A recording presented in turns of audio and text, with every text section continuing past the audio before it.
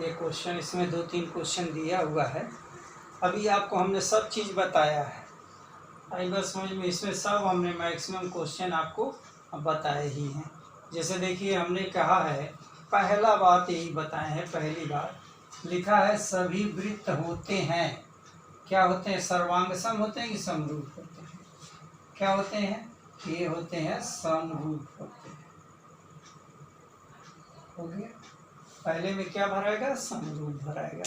इसी तरह सभी वर्ग, ये भी हमने एग्जाम्पल में दिया था, होते हैं सर्वांग सम के समरूप, तो क्या होते हैं ये भी होते हैं समरूप होते हैं। आई बात समझ में। दूसरा चीज आ जाएगी, सभी त्रिभुज समरूप होते हैं। कौन से त्रिभुज भाई, तो समद्विबाहु त्रिभुज और समबाहु त्रिभुज। समबाहु त्रिभुज में क्या होता है, सभी भुजाएं क्या होती है, त्रिभुज की तीनों भुजाएं आपस में क्या होती है, बराबर होती है। समद्विबाहु दो भुजा बराबर होती है, तो किसी ट्रायंगल में क्या हो जाएगा, ऐसे मान लीजिए समद्विबाहु बनाए, तो इन दोनों की ये भुजा बराबर है। हो सकता है कि किसी भी ट्रायंगल में ये दोनों बराबर हो, दो भुजा तो बराबर है लेकिन ये बराबर नहीं है, तो क्या कंडीशन होगा, समबाहु रहेगा सब तरह से, यानी ये समबाहु त्रिभुज के सभी कोण और सभी भुजाएं बराबर होती हैं। ये सभी भुजा अगर बराबर है तो 60 60 60, आप देखिए छोटा सा बना दीजिए, ये भी 60 60। आई बात समझ में। तो क्या इसमें भराएगा, इसमें भराएगा समबाहु।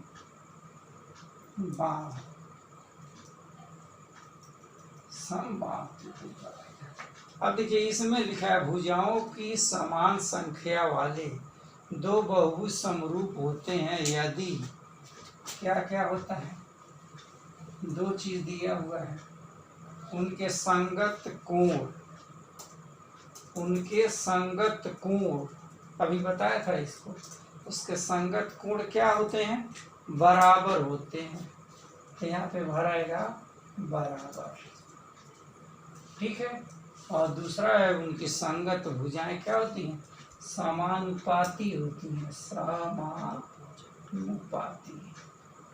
समझ में बात आ गई, ये फिलअप करने वाला क्वेश्चन है। तो आपका एक्सरसाइज 6.1 के पहले क्वेश्चन को हमने किया है। अब नेक्स्ट क्वेश्चन आगे देखिए, ये है छोटा छोटा क्वेश्चन है। लिखा है निम्नलिखित युग्मों में दो दो उदाहरण दीजिए, समरूप आकृतियां, ऐसी आकृतियां जो समरूप नहीं है। बहुत आसान क्वेश्चन है।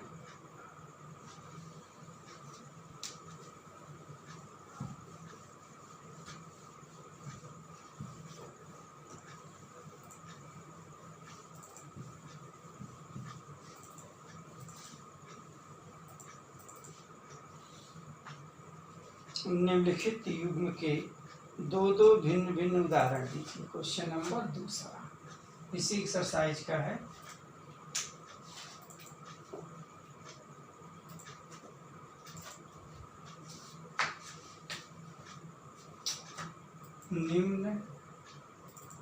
निम्नलिखित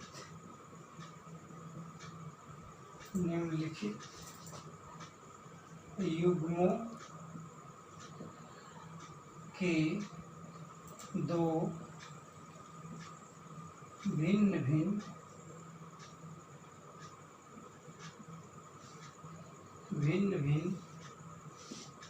उदाहरण दीजिए, दो भिन्न भिन्न उदाहरण दीजिए। नंबर पहला, समरूप आकृतियां, समरूप आकृतियां। नंबर दूसरा, ऐसी आकृतियां जो समरूप नहीं है। ये दो दो फिगर देख लीजिए। समरूप आकृतियां, नंबर फर्स्ट, ये सरल रेखा, देखिए ये समरूप आकृति है कि सरल रेखा, ये देखिए ये छोटा, या दूसरा उदाहरण लीजिए, ये लिखिए नंबर फर्स्ट, ये है वर्ग का, पहला क्या होता है, वर्ग होता है। ये देखिए ये कोण 90 डिग्री, इसके सभी कोण कितने डिग्री के होते हैं, 90 डिग्री के होते हैं। ये 90 डिग्री के हैं, ए बी सी डी हो गया। और दूसरा इसका फिगर आप छोटा सा वर्ग बना दीजिए, यहाँ है पी क्यू आर एस। ये देखिए ये सब कितने डिग्री के कोण होते हैं, ये 90 डिग्री, 90। तो वर्ग क्या, ए बी सी डी क्या है, समरूप है वर्ग किसके, पी क्यू आर एस के। आई बात समझ में। ये देखिए ये वर्ग है, ये नंबर पहला उदाहरण, कोई भी उदाहरण ले लीजिए। दूसरा उदाहरण क्या है, दूसरा उदाहरण है अभी जो हमने बताया है उसी में से उदाहरण लिख सकते हैं। समबाहु त्रिभुज का उदाहरण है, अभी हमने समझाया भी है। समबाहु त्रिभुज की क्या होती है, सभी भुजाएं क्या होंगी, आपस में बराबर होंगी, ये एंगल बराबर होगा। अगर ये 90 हो गया, ये हो गया 60, ये होगा 30, यहाँ पे क्या लिखेंगे इसको, यहाँ लिख देंगे 90 60 और ये हो गया 30, ए बी सी और एक्स वाई जेड, यह दो त्रिभुज हैं। तो देखिए संगत कोण बराबर होना चाहिए, ए इक्वल टू क्या होगा, कोण ए इक्वल टू एक्स, कोण बी इक्वल टू वाई और कोण सी इक्वल टू क्या है, ये जेड है। इसलिए त्रिभुज ए बी सी क्या होंगे, समरूप होंगे त्रिभुज एक्स वाई जेड के। ये है, आई बात समझ में। नेक्स्ट यहाँ देखिए इसका नंबर पहला, आप चतुर्भुज ले लें, चतुर्भुज ए बी सी डी में, चतुर्भुज ए बी सी डी में। अब देखिए आप ऐसे बना दीजिए, आप चतुर्भुज ए बी सी और ए डी है। दूसरा चतुर्भुज ऐसे बना दीजिए, पी क्यू आर एस। ये आकृतियां समरूप हैं, बिल्कुल नहीं है। इसका एंगल ये करस्पॉन्डिंग एंगल एक भी इक्वल नहीं है। आई बात समझ में, तो कोई करस्पॉन्डिंग एंगल इक्वल नहीं है। ये पी की वैल्यू ए के करस्पॉन्डिंग नहीं है, ये इसके भी करस्पॉन्डिंग नहीं है। इसलिए क्या लिखेंगे, चतुर्भुज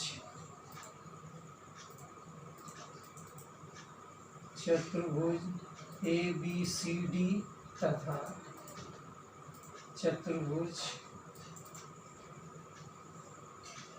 पी क्यू आर एस समरूप आकृतियां नहीं है, आकृतियां नहीं, आई बात समझ में, आकृतियां नहीं। ये पहला फिगर हो गया। नाउ नेक्स्ट आप कोई भी उदाहरण देख के लिख लीजिए। ये जैसे ये दो त्रिभुज बना दें, एक कौन सा त्रिभुज है, समकोण त्रिभुज है। दूसरा क्या बना दे, भी एक त्रिभुज बना दे। तो ये दोनों त्रिभुज क्या होंगे, समरूप नहीं है, क्योंकि करस्पॉन्डिंग एंगल है 90 डिग्री है। इसके कोई 90 नहीं दिख रहा है। ये 60 हो गया, ये 60 हो गया, ये 60 हो गया, ये हुआ 45, ये भी कितना हो गया, तो मान लिया 45। तो ये सर्वांग सम, ये सारी समरूप नहीं है, ये है समरूप आकृति। ओके, अब लास्ट क्वेश्चन है इसका, क्वेश्चन नंबर 3। तो आप दोनों उदाहरण का अलग अलग दे करके लिख लेंगे। लास्ट क्वेश्चन है, इसके बाद एक्सरसाइज जब खत्म होता है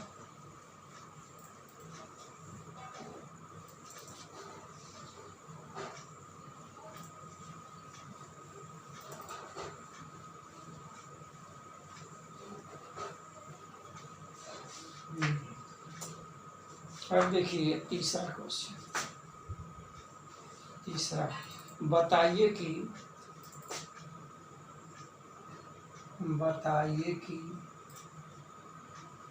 निम्नलिखित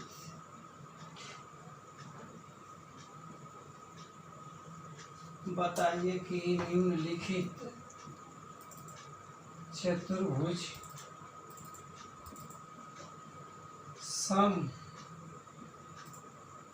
समरूप है या नहीं, ये चीज हमको बताना। ये देखिए, ये फिगर बना है, ये देखिए। दूसरा यहाँ पे क्या बना है,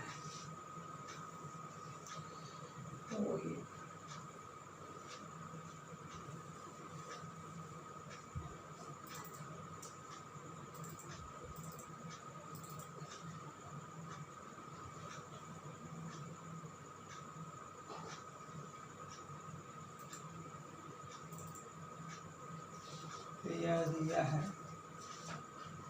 PQRS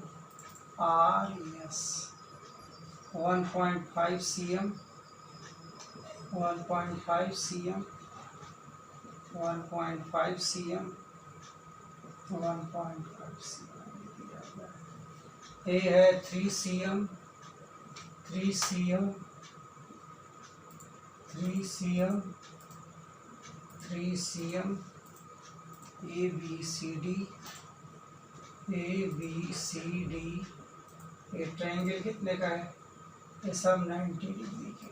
तो क्या कह रहा है कि ये समरूप है या नहीं? बिल्कुल नहीं है। ये देखिए, करिस्पॉन्डिंग एंगल एक इक्वल नहीं है। आई बात समझ में? ये देखिए, ये एंगल और ये एंगल 90 डिग्री से कम है, जबकि ये सारे एंगल कितने हैं, 90 डिग्री के हैं। ओके, तो करिस्पॉन्डिंग एंगल, यहाँ देखिए, कोण P is not equal to कोण A। समझ में बात आ गई? कोण P A के इक्वल नहीं है। कोण Q is not equal to कोण B। कोण R is not equal to angle C, and angle S is not equal to angle D। ये करिस्पॉन्डिंग एंगल क्या है, बराबर नहीं है। लिखेंगे अतः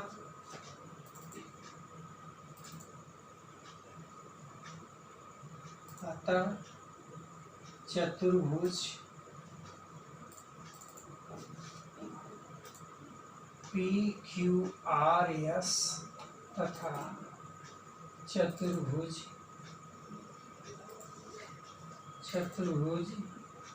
ABCD समरूप नहीं है, समरूप नहीं है। आई बात समझ में? चलिए, ऐसे ही आप लिख सकते हैं, चतुर्भुज PQRS। ऐसे क्या होता है, समरूप का साइन है, ये काट देंगे तो समरूप नहीं है। किसके? चतुर्भुज ABCD।